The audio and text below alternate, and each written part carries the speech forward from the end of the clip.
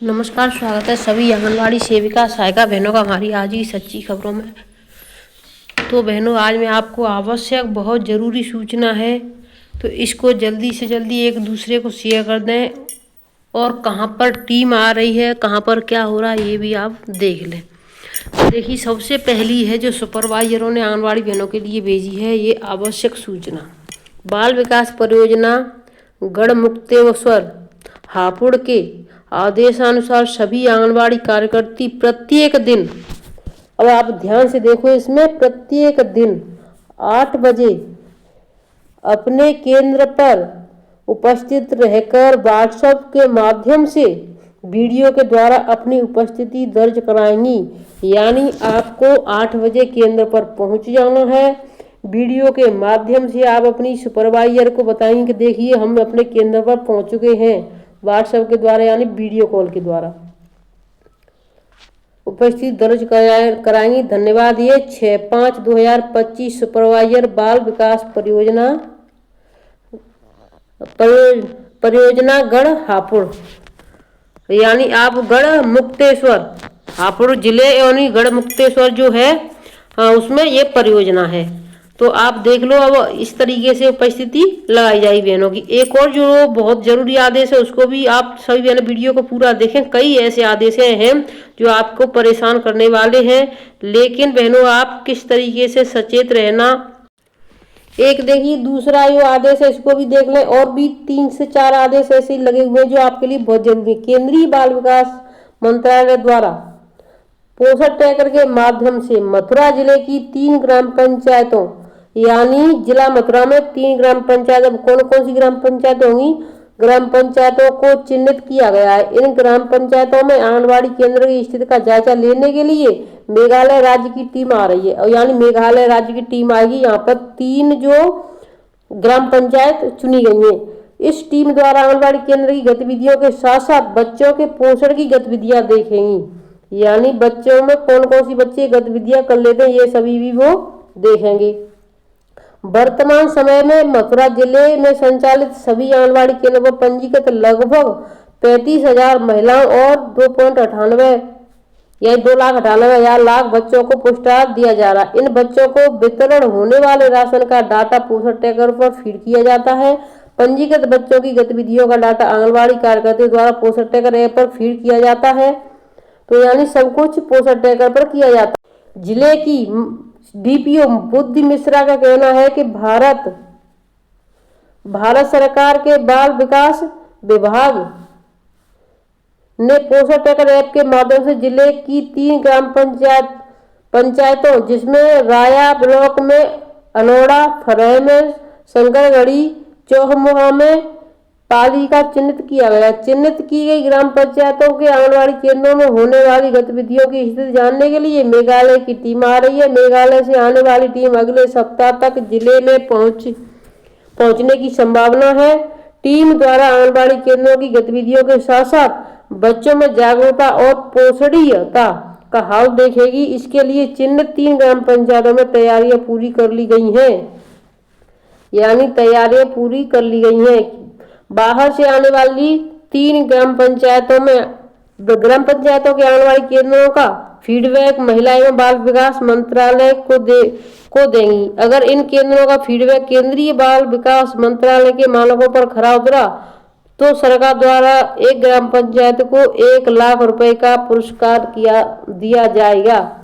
यानी एक ग्राम पंचायत को दिया जाएगा। तीनों में से कोई भी खरी उतरी तो, यानी सभी चीजों में। ये देखिए, बचपन में पौष्टिक आहार से मासिक धर्म में देरी। कम उम्र में मासिक धर्म शुरू होने पर डायबिटीज, स्तन में कैंसर व हृदय रोग का खतरा अधिक होता है। 9 से 14 वर्ष की आयु के 7 से 7.500 से अधिक बच्चों पर किया गया अध्ययन।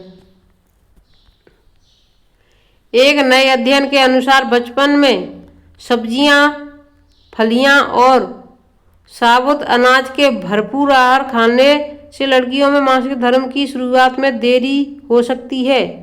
जनरल ट्यूमन रिप्रोडक्शन में प्रकाशित निष्कर्ष में लड़कियों के बॉडी मास इंडेक्स, बीएमआई व ऊंचाई से कोई बदलाव नहीं हुआ है, जो दोनों की मासिक धर्म में शुरुआत से जुड़े हैं। अध्ययन का बाद के जीवन में स्वास्थ्य का प्रभाव पड़ता है, क्योंकि यह सर्वविदित है कि जिन महिलाओं को कम उम्र में मासिक धर्म शुरू हो जाता है, उनके डायबिटीज, मोटापा, स्तन कैंसर और हृदय और रक्त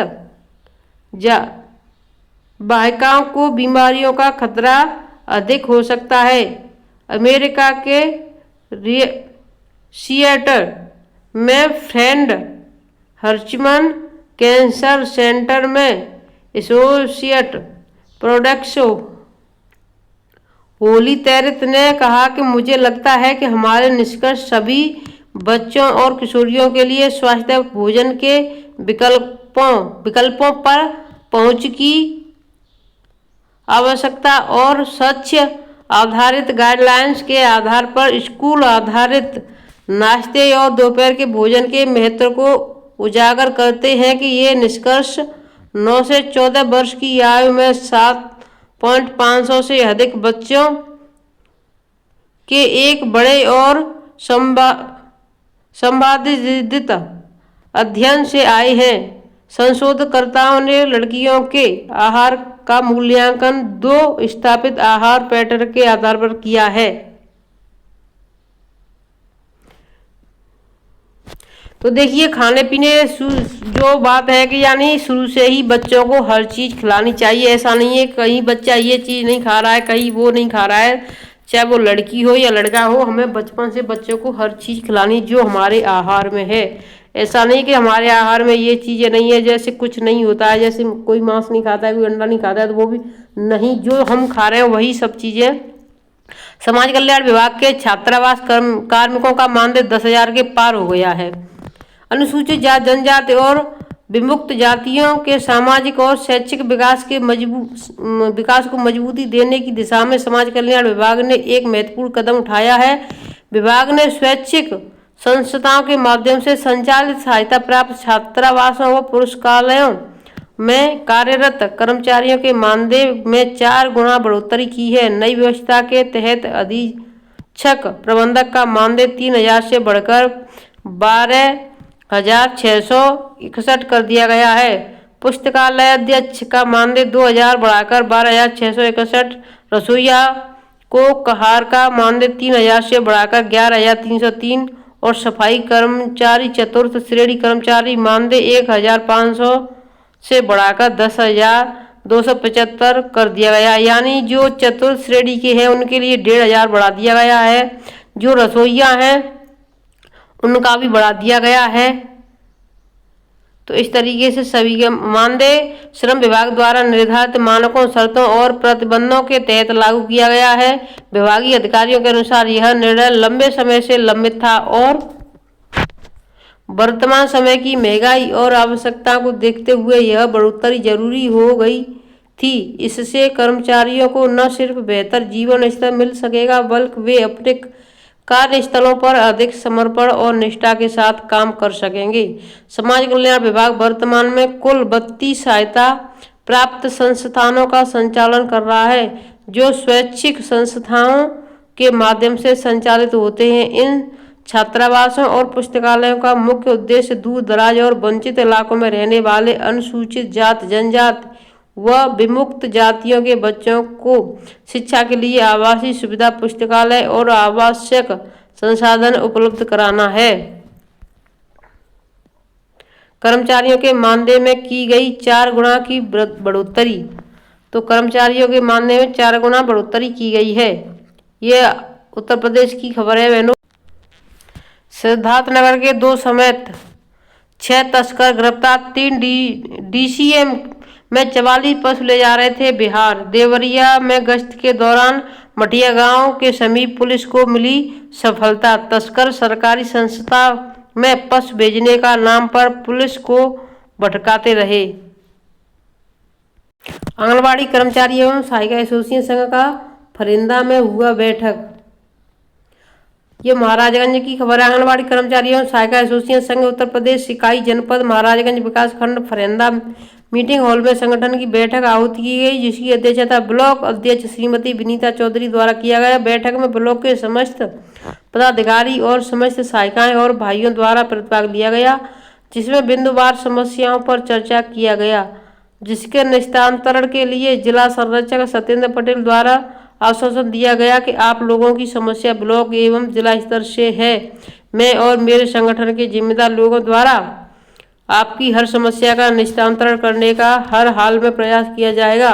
ब्लॉक अध्यक्ष विनीता चौधरी ने कहा कि अब जो भी बहन कार्य सेवा से निवृत्त होगी, उस बहन का संगठन यह निश्चित किया कि अब प्रयास होगा कि उस बहन को संतोषजनक अन्य विभाग के कर्मचारी की तरह सम्मानपूर्वक विदाई व सम्मान किया जाए, जिसके आप सभी को जिम्मेदार और सहयोग की जरूरत है। बिना आप लोगों के सहयोग के बिना कुछ भी नहीं हो सकता। बैठक में उपस्थित ब्लॉक संरक्षक सुरेश प्रसाद, आरती सिंह, श्याम विभा शुक्ला, संगीता सिंह, लक्ष्मी रंजना यादव, ममता तिवारी, तेजवती तिवारी, सुनीता देवी, बबीता देवी आदि उपस्थित थीं।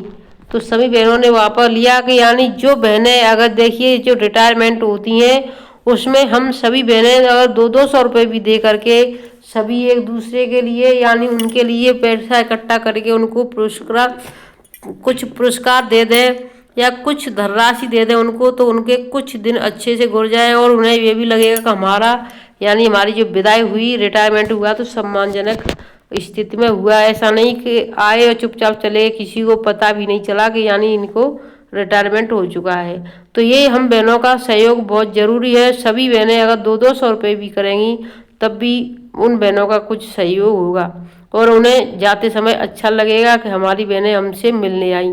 तो वीडियो को शेयर करें, चैनल सब्सक्राइब अवश्य करें। धन्यवाद।